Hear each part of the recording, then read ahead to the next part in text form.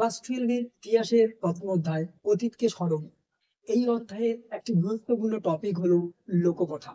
আজকে আমরা এই লোককথা নিয়ে বিস্তারিতভাবে আলোচনা করব, যেটি তোমাদের পরীক্ষার জন্য ভীষণ ভীষণ গুরুত্বপূর্ণ।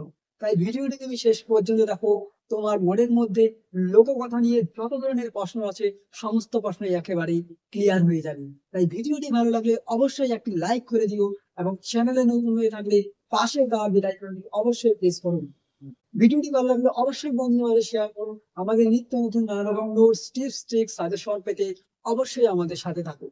তো চলো শিক্ষার্থীরা, দেরি না করে আজকের এই স্পেশাল ভিডিওটি আমরা শুরু করছি। প্রথমে আমরা আসি, দেখো আজকের আমাদের আলোচ্য বিষয় লোককথা কাকে বলে, এর বৈশিষ্ট্য ও গুরুত্ব লেখো। প্রথমে আমরা আসি, লোককথা কাকে বলে। লোককথা হলো এক ধরনের কাল্পনিক গল্প যেগুলো অতীত ইতিহাসের অনুকরণে গড়ে ওঠে।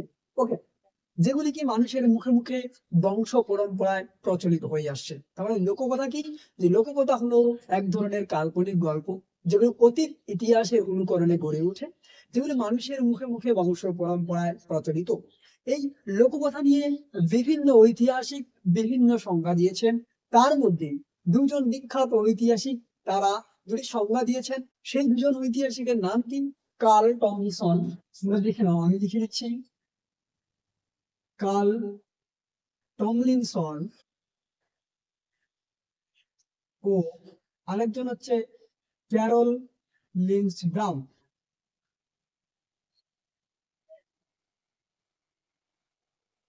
ওকে, এই দুজন ঐতিহাসিক অর্থাৎ কার্ল টমলিনসন, ক্যারল লিন্ডসব্রাউম, এদের মতে কি মানব জীবন ও কল্পনার সংমিশ্রণে গড়ে ওঠা গল্প কথাগুলি হলো লোককথা। অর্থাৎ দুজন ঐতিহাসিক কার্ল টমলিনসন ও ক্যারল লিন্ডসব্রাউম, এদের মতে কি মানব জীবন ও কল্পনার সংমিশ্রণে গড়ে ওঠা গল্প কথাগুলি হলো লোককথা। ক্লিয়ার করতে পারলাম? তাহলে এই হলো লোককথা। এরপরে আমরা আসি লোককথার বেশ কিছু উদাহরণ নিয়ে, অর্থাৎ লোককথার কি কি উদাহরণ রয়েছে। যেমন আমরা উদাহরণ হিসেবে লিখবো, লোককথার উদাহরণ হিসেবে কি? আলিবাবা 40 চোর। ওকে, নেক্সট কি থাকছে? পঞ্চতন্ত্র, আরব্য রজনের কাহিনী, টম থাম্বের কাহিনী। ওকে, সাত ভাই চম্পা, যে লক্ষিন্দরের জীবন প্রাপ্তি ইত্যাদি বিষয়গুলো। তাহলে কি কি উদাহরণ থাকছে? উদাহরণ হচ্ছে, দেখো, আলিবাবা 40 চোর, পঞ্চতন্ত্র, আরব্য রজনী, সাত ভাই চম্পা, টম থাম্বের কাহিনী ইত্যাদি হচ্ছে লোককথার উদাহরণ। এরপরে আমরা পরবর্তীতে আসি। পরবর্তীতে কি থাকছে, দেখো, লোককথার বৈশিষ্ট্য। লোককথার কি কি বৈশিষ্ট্য? সর্বপ্রথম আমরা আসি শ্রুতি নির্ভর। তোমরা নিশ্চয়ই জানো যে লোককথা যেহেতু ইতিহাসের লিখিত কোনো উপাদান নয়, যেগুলি মানুষের মুখে মুখে বংশ পরম্পরায় প্রচলিত, তাই এর অন্যতম একটি বৈশিষ্ট্য হলো এটি হলো শ্রুতি নির্ভর। ক্লিয়ার, বোঝা গেছে? লোককথা হচ্ছে মানুষের মুখে মুখে সম্প্রসারিত হয় বলে এটি শ্রুতি নির্ভর। 2 নম্বর, নীতি শিক্ষা। দেখো, লোককথার গল্পগুলি থেকে আমরা কিন্তু নানা ধরনের নীতি লোককথার গল্পগুলি থেকে আমরা কিন্তু নানা ধরনের নীতি শিক্ষা পাই। অর্থাৎ যখন কোনো একটা গল্প আমরা জানি, যেমন কোনো এক দেশে বা কোনো এক জায়গায় কোনো এক রাজা ছিলেন, এই গল্পটা শোনার পরে আমরা কিন্তু সবশেষে কোনো একটা নীতি শিক্ষা পাই। তাই লোককথার একটি অন্যতম বৈশিষ্ট্য হলো নীতি শিক্ষা। এর দ্বারা আমরা নীতি শিক্ষা পাই। নেক্সট, মানব চরিত্র। দেখো, একদিকে যেমন পৌরাণিক চরিত্র, যেখানে মূলত ঈশ্বর, দেবদেবী ইত্যাদি প্রধান চরিত্র থাকে, ঠিক একই রকম ভাবে লোককথায় কিন্তু মূল চরিত্র মানব চরিত্র, অর্থাৎ কোনো মানুষকে কেন্দ্র করে গড়ে তোলা হয়। যেমন এক্সাম্পল আমরা নিই বেহুলা লক্ষিন্দর, তারপরে হচ্ছে তোমাদের টম থাম্বের কাহিনী, আলিবাবা 40 চোর, সাত ভাই চম্পা, প্রত্যেকটাই কিন্তু কোন না কোনো মানুষকে কেন্দ্র করে রচিত। তাই লোককথার একটি অন্যতম বৈশিষ্ট্য হলো মানব চরিত্র বা মানব কেন্দ্রিক, এটি মূলত মানুষকে কেন্দ্র করে রচিত। 3 নম্বর পয়েন্ট, অতি কাল্পনিক। অর্থাৎ লোককথার কাহিনীগুলি কিন্তু অত্যন্ত কল্পনার সংমিশ্রণে গড়ে ওঠা। অর্থাৎ এখানে আমরা সংজ্ঞার মধ্যে প্রথমেই বললাম যে লোককথা হলো একটি কাল্পনিক গল্পকথা, যেখানে কি মূলত কল্পনার সংমিশ্রণে গড়ে ওঠা লোককথাগুলি। যেমন দৈত্য, পরী, দানব, ভূত, পেতনি, ডাইনি ইত্যাদি বিষয়গুলো হচ্ছে লোককথার অন্যতম একটি দিক। অর্থাৎ তাহলে লোককথায় কি? লোককথায় কিন্তু কল্পনার বিষয়টি অত্যন্ত প্রাঞ্জল। তাহলে লোককথার কি বৈশিষ্ট্য? লোককথা হচ্ছে অতি কাল্পনিক। পরবর্তী আমরা আসি ঐতিহ্য। দেখো, লোককথা থেকে বিশ্বের বিভিন্ন দেশের সমাজ সংস্কৃতি বিভিন্ন ঐতিহ্যগুলোর পরিচয় আমরা পাই। লোককথার একটি অন্যতম বৈশিষ্ট্য হলো কি ঐতিহ্য। ক্লিয়ার? এরপরে আমরা আসি জনপ্রিয়। দেখো, লোককথার কাহিনীগুলো কিন্তু অত্যন্ত জনপ্রিয়, যেগুলো শিশু মনকে জয় করে নেয়। তাই লোককথার একটি অন্যতম বৈশিষ্ট্য হলো জনপ্রিয়তা। লোককথা যথেষ্ট জনপ্রিয়তা লাভ করে, মানুষ এই গল্পগুলো শুনতে খুবই আগ্রহী। তাই লোককথার একটি অন্যতম বৈশিষ্ট্য হলো জনপ্রিয়। ক্লিয়ার? এরপরে আমরা আসি গুরুত্ব। লোককথার গুরুত্ব কি কি? এই লোককথার গুরুত্বের দিকে যদি আমরা দেখি, প্রথমে হচ্ছে ইতিহাসের ধারণা, অর্থাৎ ইতিহাসের বিভিন্ন অতীতকালে ঘটে যাওয়া বিভিন্ন ঘটনা, যেগুলো থেকে আমরা বিভিন্ন দিকে পরিচয় পাই। তাই এর সত্যতা বা মিথ্যা, যদিও এটি এই গল্পগুলি নিয়ে ঐতিহাসিকদের মধ্যে তীব্র মতভেদ রয়েছে, তীব্র মতপার্থক্য রয়েছে, তবু এর মধ্যে কিছু সত্যতার আমরা সন্ধান পাই।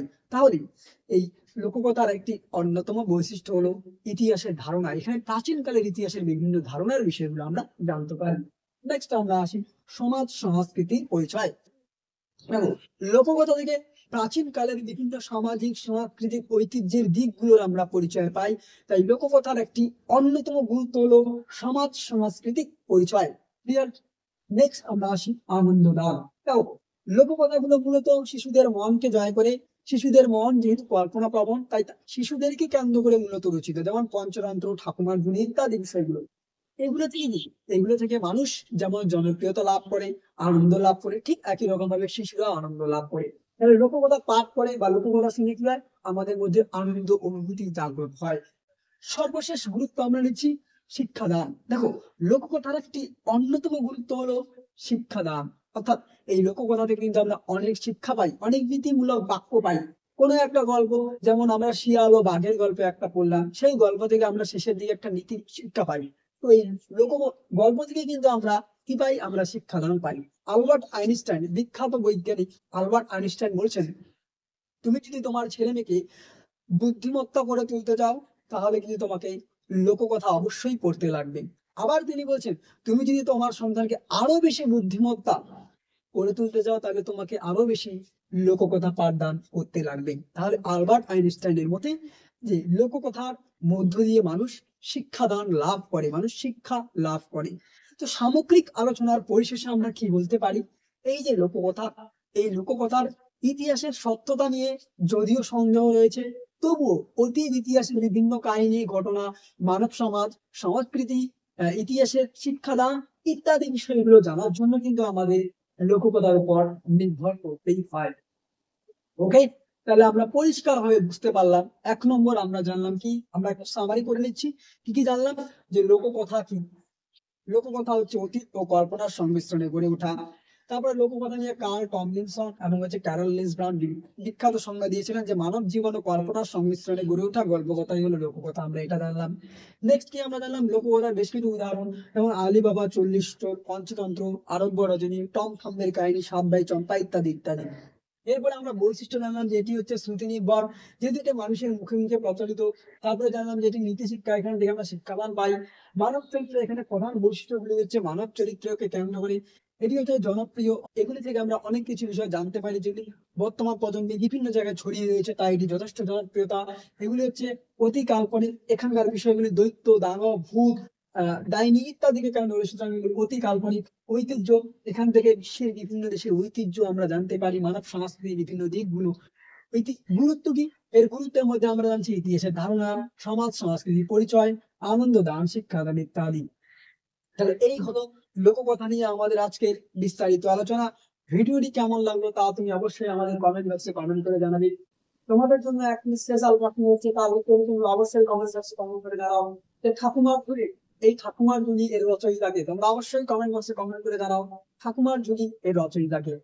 ভিডিওটি ভালো লাগলে অবশ্যই বন্ধুদের মাঝে শেয়ার করো, এবং এই ভিডিওটি অর্থাৎ এই যে লোককথা এর নোটসটি পেতে তুমি অবশ্যই আমাদের টেলিগ্রাম চ্যানেলে জয়েন হয়ে যাও, সেখানে গিয়ে তুমি এর নোটসটি ফ্রিতে ডাউনলোড করতে পারবে। তো আজকের ভিডিওটি এ পর্যন্ত, দেখা হচ্ছে পরবর্তী কোনো এক ভিডিওতে। ততক্ষণ পর্যন্ত পড়তে থাকো, জানতে থাকো এবং অবশ্যই আমাদের সাথে থাকো।